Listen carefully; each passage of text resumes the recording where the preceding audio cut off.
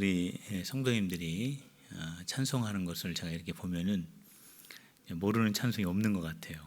저도 찬송가를 처음부터 끝까지 쭉 하면은 저도 거의 모르는 게 없습니다. 근데 제가 어떤 찬송가를 이렇게 성공을 하든지 못 따라 부르시는 것이 없는 것 같아요. 그래서 여러분들이 참 찬양을 많이 아시고 또 찬양도 참 잘하시고 그런 것을 오늘 또 느꼈습니다.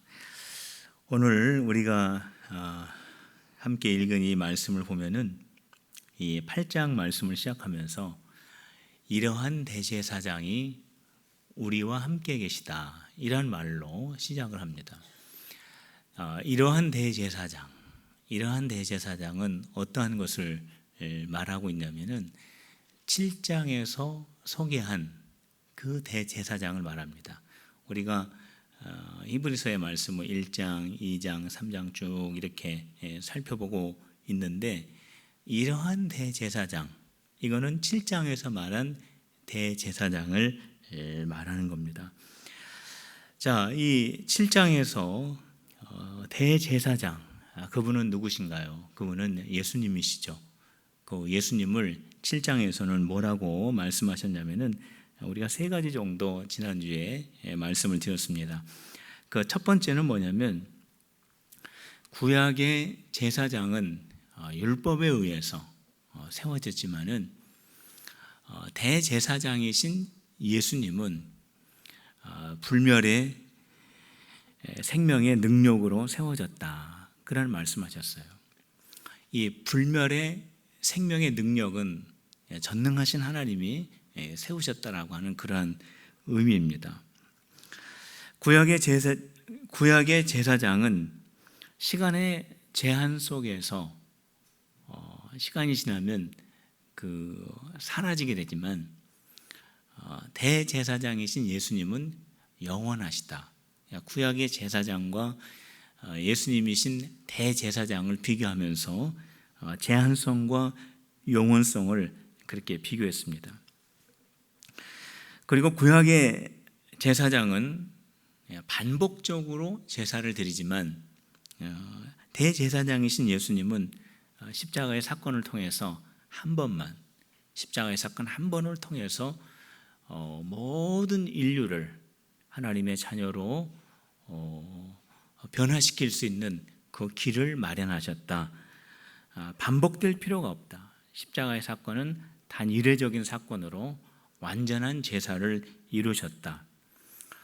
이것이 바로 히브리서 7장에 기록되어 있는 대제사장을 소개한 내용입니다. 그러면서 8장으로 넘으면서 바로 이러한 대제사장이신 예수님이 우리와 함께 계시다. 그런 말씀입니다. 이처럼 위대하신 대제사장이신 예수님이 지금 오늘 이 자리에 나와 함께 하심을 믿는 우리 성도들이 다 되시기를 주님의 이름으로 축원합니다. 우리 예수님은 대제사장이신 예수님, 영원하신 예수님, 그 예수님이 지금 우리와 여기에 함께 계시다는 거예요. 오늘 이 자리에 나와 함께 계시다는 거예요.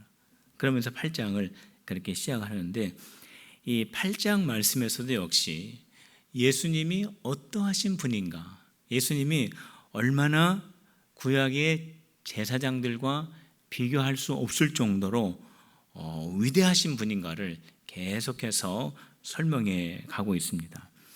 첫 번째로 8장에서는 어떠한 예수님의 위대함을 말씀하고 있냐면 예수님은 하나님의 보좌 우편에 앉아 계신다. 그것을 말합니다. 우리 그 1절 말씀 한번 같이 읽어봅시다. 1절 말씀에 그 말씀이 있는데 같이 읽어봅시다. 시작. 지금 우리가 말하는 말의 요점은 이러한 대제사장이 우리에게 있다는 것이라. 그는 하늘에서 지극히 크신 이의 보좌 우편에 앉으셨으니, 바로 그분이 우리와 함께하고 있다라는 것이고, 또 그분은 하나님의 거룩한 보좌 우편에 앉아 계시다. 구약의 제사장 가운데에 어느 누구도 하나님의 보좌 우편에 앉아 있다라고 한 것은 구약이 없습니다. 우리 예수님만 하나님의 거룩한 보좌 우편에 앉으신 분이다. 그렇게 말씀해요. 하나님께서 하나님의 그 보좌 우편에 앉아 계신 그 예수님은 무엇을 하고 계실까? 여러분들 머릿속에 생각나는 거 있으시죠? 우리 예수님은 기도하고 계시죠. 바울은 로마서에서 그렇게 말씀하고 있습니다. 누가 정죄하리요? 죽으실 뿐 아니라 다시 살아나신 이는 그리스도 예수시니 그는 하나님 우편에 계신 자요 우리를 위하여 간구하시는 자신이라 그랬습니다. 간구가 기도한다는 거죠. 우리 하나님께서 보좌 우편에 앉아 계시면서 무엇을 하시냐면 저와 여러분들을 위해서 기도하고 계신다는 거예요. 이것이 로마서 8장 34절에 기록되어 있는 말씀인데 로마서 8장 34절 이후의 말씀을 읽어보면은 예수님께서 우리를 위해서 보좌 우편에 앉으셔서 기도하실 때에 우리에게는 어떠한 일이 일어나는가를 거기에 잘 설명해 놨습니다. 어떠한 일이 일어나는가?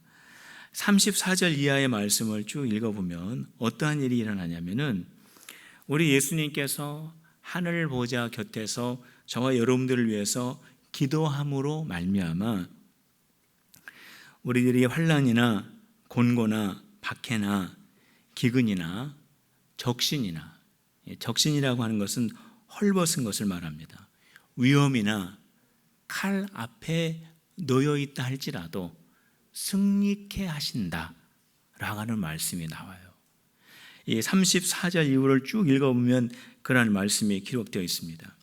우리 예수님이 하나님의 거룩한 보좌의 곁에서 앉으셔서 저와 여러분을 위해서 지금도 기도하고 계시는데 그 예수님이 우리를 위해서 기도하심으로 우리에게 어떠한 일이 일어나느냐, 우리가 어떠한 상황과 처지 가운데 있다 할지라도 우리를 승리케 하신다라는 거예요.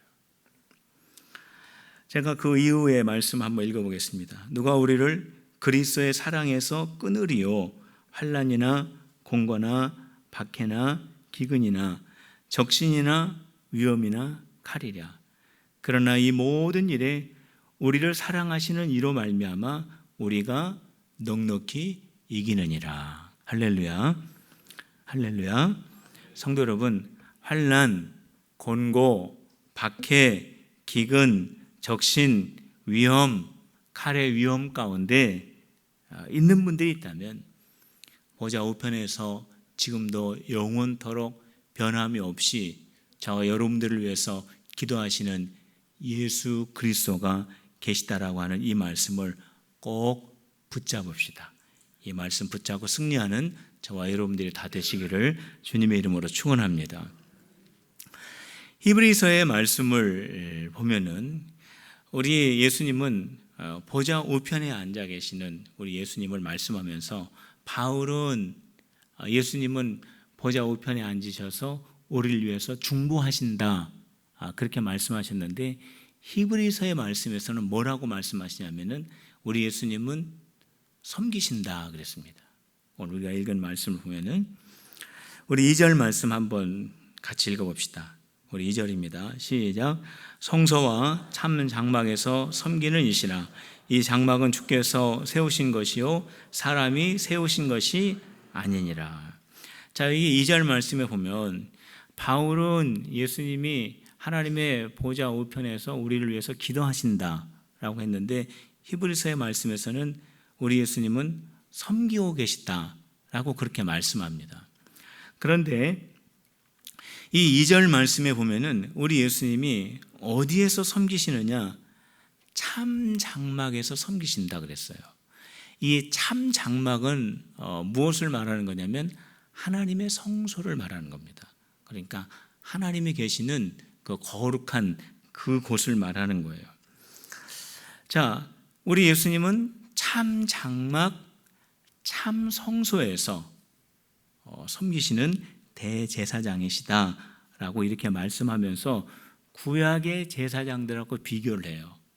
자, 구약의 제사장들은 어디에서 섬겼냐면 그들은 참 장막의 모형과 그림자에서 섬기는 자들이었다. 그러니까 예수님은 실제로 하나님이 계시는 참 성소에서 대제사장의 역할을 하셨고, 구약의 제사장들은 참 성소의 모형과 그림자 속에서 그 직분을 이행했다라고 하는 것을 비교를 합니다. 자, 5절 말씀 한번 보세요. 5절 말씀 같이 한번 읽어봅시다. 시작. 그들이 섬기는 것은 하늘에 있는 것의 모형과 그림자라. 모세가 장막을 지으려 할 때에 지시하심을 어둠과 같으니 이르시되 산과 모든 것을 산에서 내게 보이던 본을 따라 지으라 하셨느니라. 자, 이게 무슨 말씀이냐면은 모세가 성막을 짓지 않습니까? 그런데 그 모세가 그 성막을 짓기 전에 하나님께서 성막을 어떻게 지으라고 다 말씀해 주셨어요. 그러니까 광야에서 지은 그 성막의 그것은 하나님이 말씀하신 대로 지어진 성막입니다. 그래서 오늘 히브리서에서는 뭐라고 말씀하시냐면 그 광야에서 세워진 그 성막은 참 성소, 하나님의 참 성막의 모형이다라고 하는 거예요.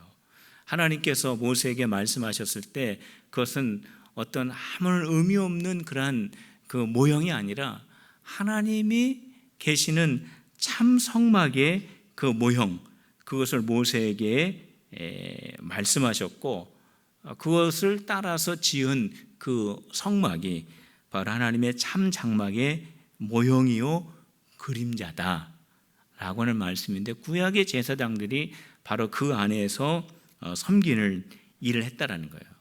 그러니까 예수님은 그 성막의 본질적인 그 참 성소 속에서 사역을 하시는 대제사장이셨지만은 구약의 제사장들을 보면은 그들은 성막의 모형과 그림자와 같은 곳에서 사역하였다라고 하면서 이렇게 비교를 합니다. 그러면서 우리 예수님은 구약의 제사장들보다 훨씬 더 존귀한 대제사장이시다라고 그렇게 말하는 거죠.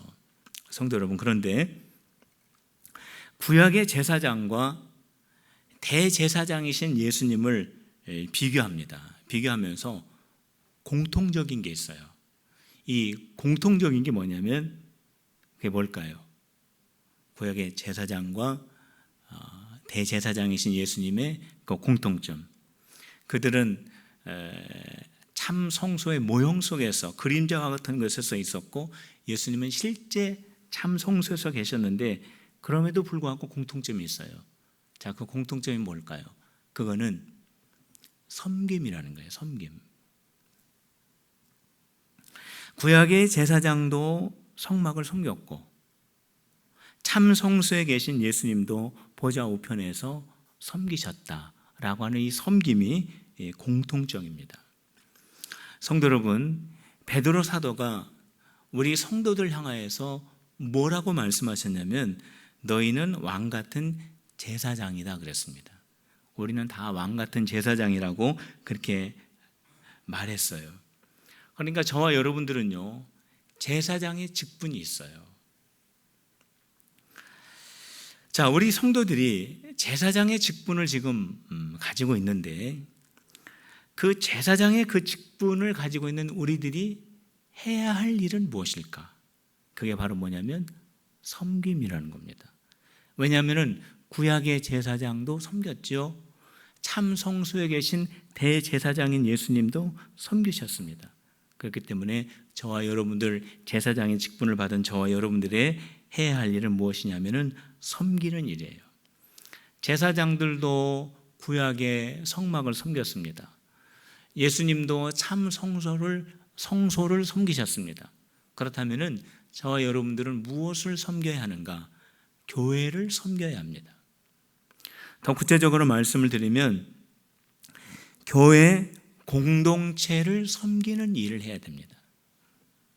그것이 저와 여러분들이 해야 될 일이에요. 자, 그렇다면 교회 공동체를 섬기는 일은 어떠한 것인가?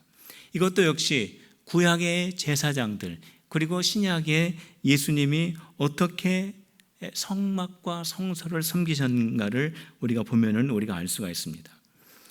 구약의 제사장들이 어떠한 섬김을 하였냐면 이스라엘 백성들이 자기의 죄를 회개하고 하나님 앞에 거룩한 백성이 되도록 하는 제사를 통해서 섬기는 일을 했습니다.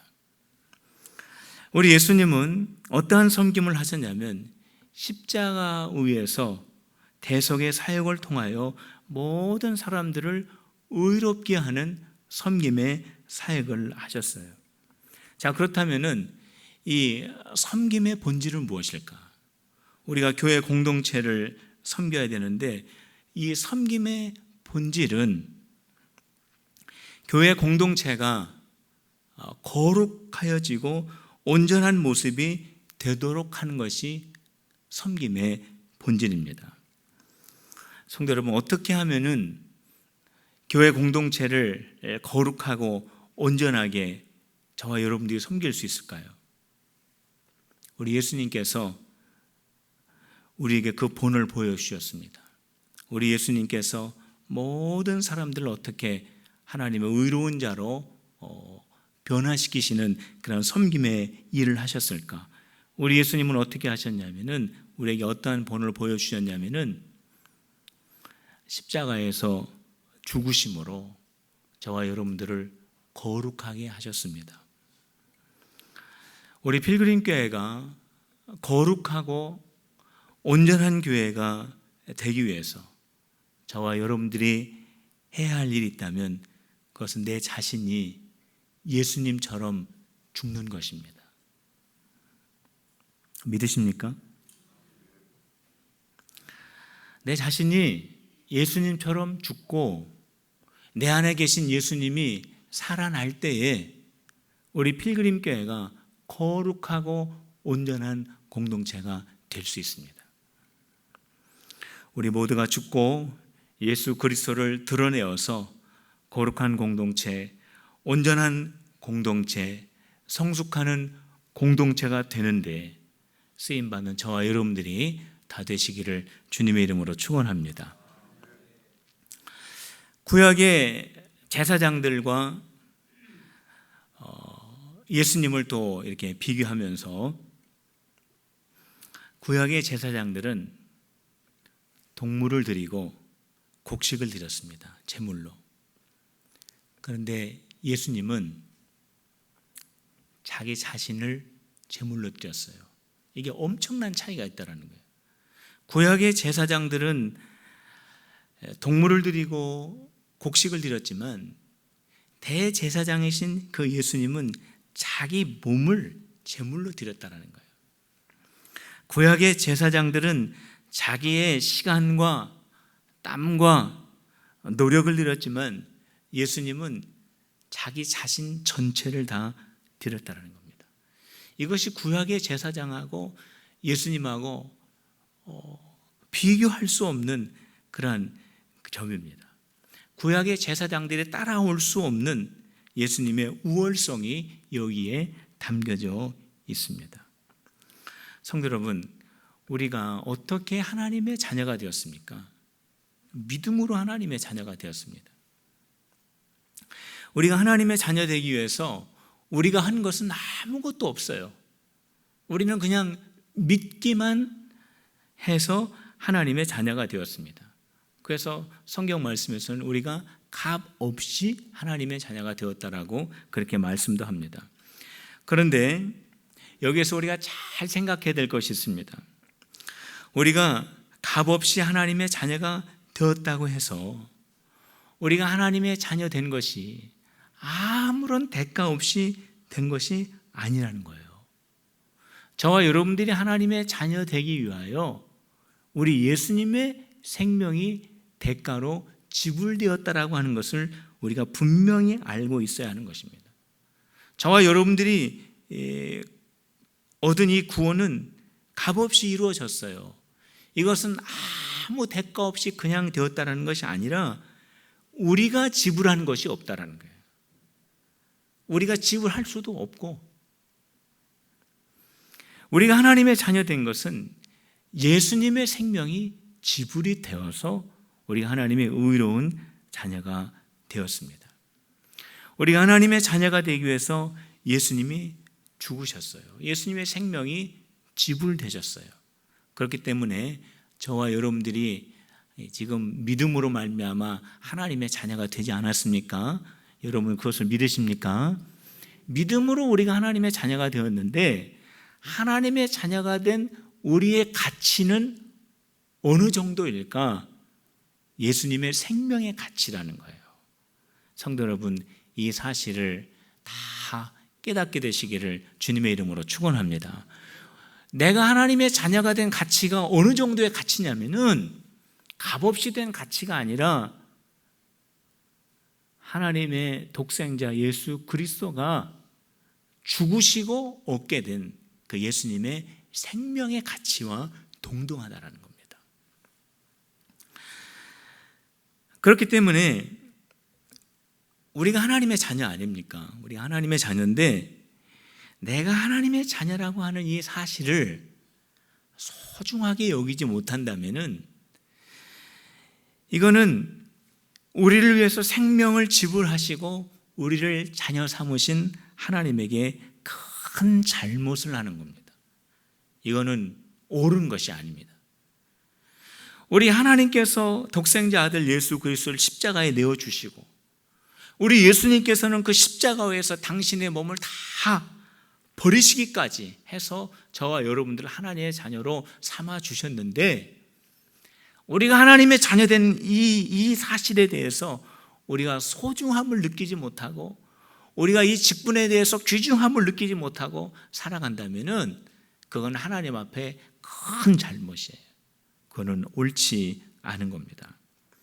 사랑하는 성도 여러분, 하나님에 대한 그 사랑, 하나님의 나를 구원해 주셨다라고 하는 이 사랑을 깊이 깨달으면 깨달을수록 내 자신이 얼마나 소중한가를 알게 됩니다. 성도 여러분, 그 사랑이 깊어지시기를 주님의 이름으로 축복합니다. 하나님이 나를 얼마나 사랑하셨는지, 예수님이 나를 위해서 주신 그 사랑이 얼마나 값진 것인가를 알 때에 내가 정말 하나님 앞에 귀한 사람이구나, 내가 정말 하나님의 사랑을 받은 사람이구나, 내가 이 세상을 살아갈 때 정말 하나님이 원하시는 대로 살아가야 되는구나, 그거를 알게 된다는 거예요. 다윗은요, 하나님의 사랑이 얼마나 깊고 하나님의 사랑이 얼마나 그를 향하여 뜨거운가를 그가 깨닫고 고백한 시편이 있습니다. 그게 바로 시편 8편이에요. 거기에 말씀에 이렇게 고백을 합니다. 여호와 우리 주여, 주의 이름이 온 땅에 어찌 그리 아름다운지요. 주의 영광이 하늘을 덮었나이다. 주의 손가락으로 만드신 주의 하늘과 주께서 베풀어 두신 달과 별들을 내가 보니 사람이 무엇이기에 주께서 그를 생각하시며 인자가 무엇이기에 주께서 그를 돌보시나이까. 그를 하나님보다 조금 못하게 하시고 영화와 종기로 관을 씌우셨나이다. 주의 손으로 만드신 것을 다스리게 하시고 만물을 그 발에 두셨으니 곧 모든 소와 양과 들짐승이며 공중의 새와 바다의 물고기와 바닷길 위에 다니는 것이니이다. 여호와 우리 주여, 주의 이름이 온 땅에 어찌 그리 아름다운지요.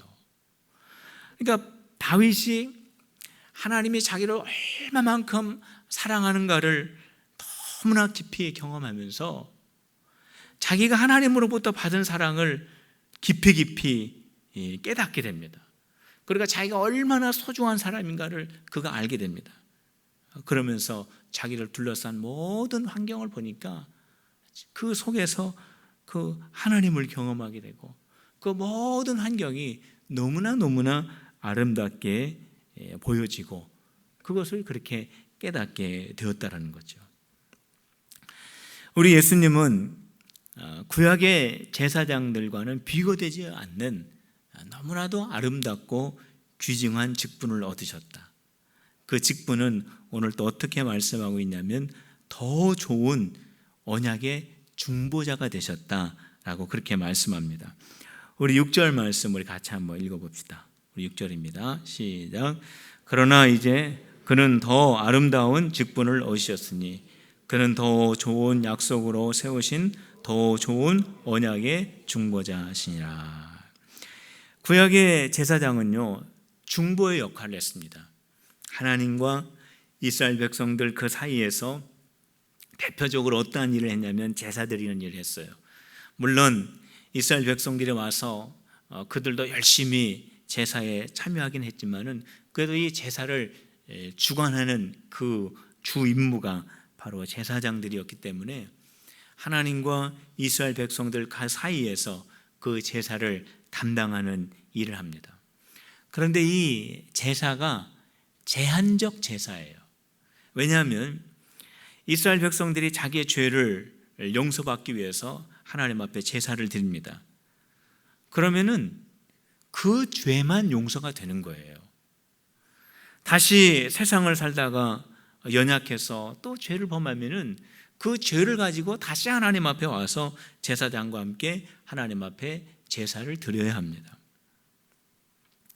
그런데 우리 예수님의 이 십자가의 이 사건은 예수님께서 그 십자가 위에서 자기 자신을 제물로 들으심으로 인해서 예수님을 믿는 사람들은 하나님의 의로운 자녀가 되도록 우리 하나님께서 그 길을 만들어 놓으셨어요. 믿음으로 예수님께서 그 십자가에 달리셨는데 예수님이 십자가에 달리신 그것을 통하여 예수님을 믿기만 하면 하나님의 자녀가 된다라고 하는 이 새로운 이 길을 우리 하나님께서 만드신 거예요. 이게 바로 뭐냐면은 새로운 법, 새로운 언약, 새로운 약속이라는 거예요. 하나님께서 이 길을 만드셨어요. 자, 한번 따라해 봅시다. 믿음으로 하나님의 자녀가 될 수 있습니다. 여러분들 믿습니까? 믿음으로 되는 거예요. 구약에서는 율법으로 되어야 했어요. 율법을 지킴으로 하나님의 백성이 되어야 했는데 도저히 그것은 불가능하니까 하나님께서 새로운 법을 만드셨어요. 그것이 새로운 언약, 새로운 약속입니다. 그게 바로 뭐냐면은 믿음으로 말미암아 하나님의 자녀가 되는 그러한 새로운 법입니다. 그런데 이 언약이 가능할 수 있도록 하신 분이 바로 예수님이에요. 예수님이 십자가 위에서 죽으셨기 때문에. 그래서 오늘 본문 말씀에 보면은 예수님이 곧 새 언약의 중보자시다라고 그렇게 말씀합니다. 구약의 제사장은 제사 드리는 그 순간의 죄를 용서받지만 새 언약의 중보자이신 예수님을 믿는 자들은 하나님의 자녀가 되는 겁니다. 구약의 제사장들은 그 순간의 죄를 사라지게 했지만 대제사장이신 예수님은 우리들의 신분을 바꿔주신 거예요. 우리가 믿기만 하면 죄 가운데 있었던 우리가 하나님의 자녀가 됩니다. 성도 여러분, 우리는 베드로 사도가 왕 같은 제사장이라고 했어요. 자, 이것은 어떠한 의미가 있냐면 우리가 하나님의 거룩한 자녀가 되었다라고 하는 그런 의미가 있고 거기에 하나 덧붙이는 것은 뭐냐면 우리에게 거룩한 의무가 주어져 있다는 것을 말해줍니다. 왕 같은 제사장 된 우리에게 거룩한 의무는 어떠한 의무인가? 그거는 사람들의 신분을 바꾸어주는 의무입니다.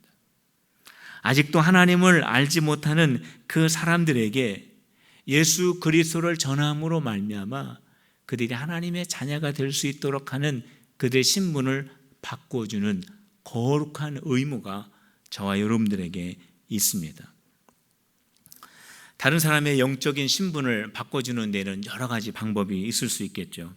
복음을 직접 전한다든지 아니면 함께 교제를 한다든지 아니면 좋은 그리스도의 모범된 삶을 보여준다든지. 그런데 오늘 저녁에 저는 다른 것을 여러분들에게 강조하고 싶습니다. 그것은 뭐냐면 기도예요. 지난 주일 예배를 드리는데 오랫동안 안 나오셨던 성도님이 앉아 있는 거예요. 그래서 제 눈을 의심했습니다. 내가 잘못 봤나? 왜냐하면 너무 오랫동안 안 나오셨던 분이 앉아 계셨기 때문에. 그런데 예배를 마치고 보니까 정말 오랫동안 안 나오셨던 분이 나오신 겁니다. 얼마나 반가웠는지 몰라요.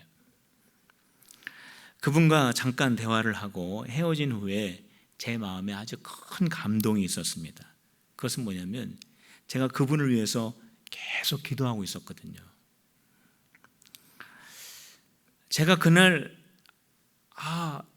이 기도의 능력, 이 기도의 소중함을 제가 더 실감하게 되었습니다.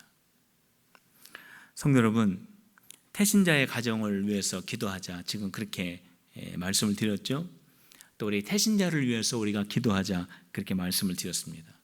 우리 전도 사역을 위해서 우리 성도들이 함께 기도할 때에 아직 주님을 알지 못하는 많은 분들이 영적 거룩한 하나님의 자녀로 변화되는 신분 변화의 사역에 저와 여러분이 참여하게 될 줄로 믿으시기를 바랍니다. 성도 여러분, 오늘 히브리서 8장에서는 우리 예수님은 위대하신 대제사장이시다 라고 하는 것을 강조하면서 우리 예수님은 하나님의 우편에 앉아 계시고 우리 예수님은 참 성소에서 섬기시며 저와 여러분들을 죄인 되었던 자리에서 의로운 자리로 옮겨주셨다라고 말씀하시면서 그분이 지금 여기에 우리와 함께 하십니다 라고 기록하고 있습니다. 한번 따라해 봅시다. 예수님이 우리와 함께 지금 여기에 계십니다. 믿습니까? 나와 함께 지금 여기에 계신 거예요. 대제사장 되시는 예수님을 더 사랑하시고 그 예수님을 더 자랑하는 우리 필그림의 공동체가 되시기를 주님의 이름으로 축원합니다. 오늘 이 시간 우리 함께 기도합시다. 우리 함께 기도하실 때 예수님을 더 깊이 알아가게 하옵소서. 우리 한 음성으로 말씀을 생각하면서 다 같이 기도하시겠습니다. 할렐루야. 하나님 아버지 감사합니다. 대제사장이신 예수님을 우리가 7장에서 8장에 이어지면서 저희들이 알게 되고 깨닫게 되었는데 그 예수님, 위대하신 예수님, 영원하신 예수님, 우리의 영적인 신분을 바꿔주신 예수님,